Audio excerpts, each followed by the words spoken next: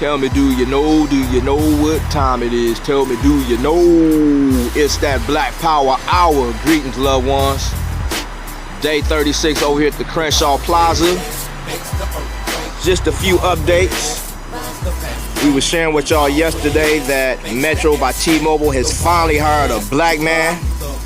And we believe that is the only one in the area with a black employee. So even beyond what's happening here at the Crenshaw Plaza, that is something that Metro by T-Mobile has been showing extreme discrimination. You know they got that C in that window, bro. They try to put it way up there where you can't see it. Just look up. They trying to hide it from you. Yes, sir. But that is something even beyond the Crenshaw Plaza that has to be addressed with Metro by T-Mobile.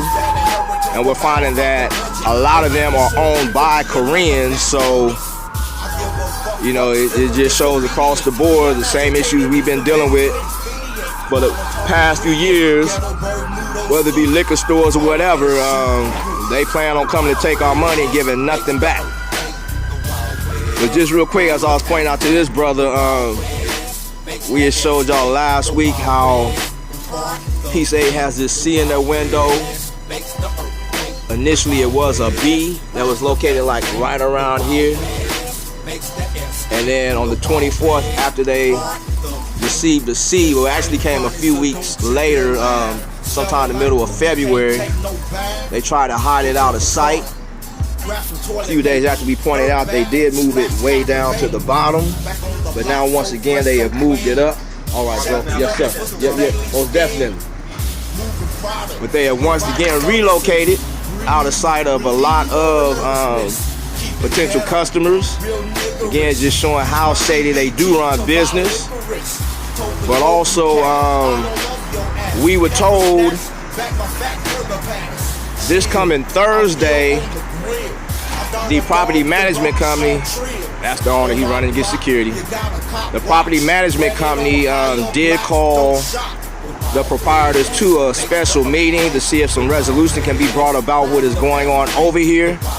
At the plaza, we did put forth some demands. We did request to be in that meeting.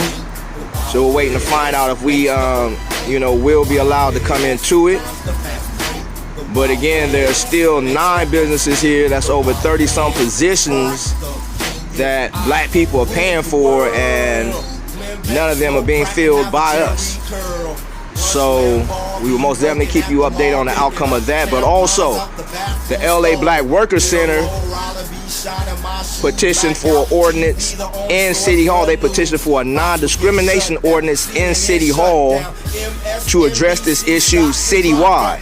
Because it's not just in retail, it's in construction, it's in a lot of different industries throughout the city where it's obvious folks decided it was time to start locking black people out from making income in our communities, which in turn will force people out of housing in our communities.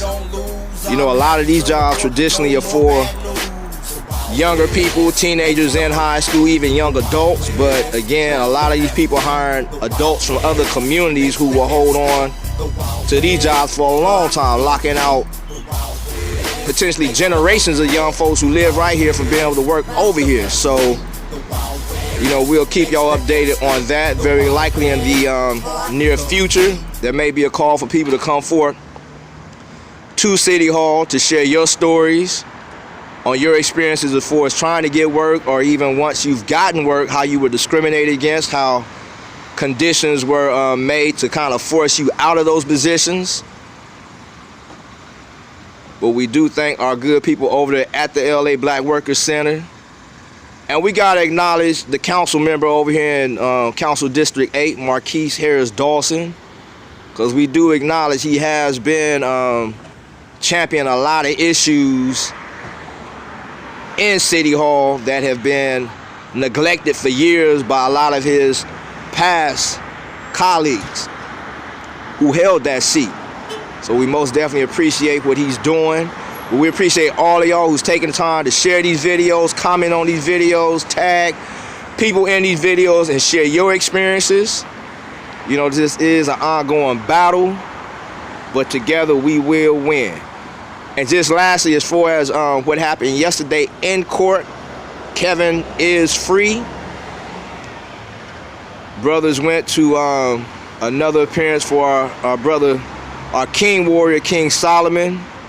And the past couple appearances, things did get tense with the sheriffs and brothers who showed up. So yesterday, one of the brothers got a little upset with what the prosecution was presenting. He made a comment. He was ordered to leave the courtroom because there were about a dozen sheriffs in the room, some of which followed him out of the courtroom. Kevin felt the brother might be at risk, so Kevin walked into the hallway to check on him. He said once he got in the hallway, everything seemed okay, but once he attempted to re-enter the courtroom, one of the sheriffs took it upon himself to try to block him from re-entering the courtroom. And at that point, the sheriff assaulted Kevin. So they came up with bogus charges, temporarily arrested him, but he was released. He did get a citation to return to court in the near future. So we will need y'all support as far as court support for him, Dino, King Solomon, everyone that's fighting right now, that's standing up. But that's most definitely where the battle continues. But we do thank y'all. Black power.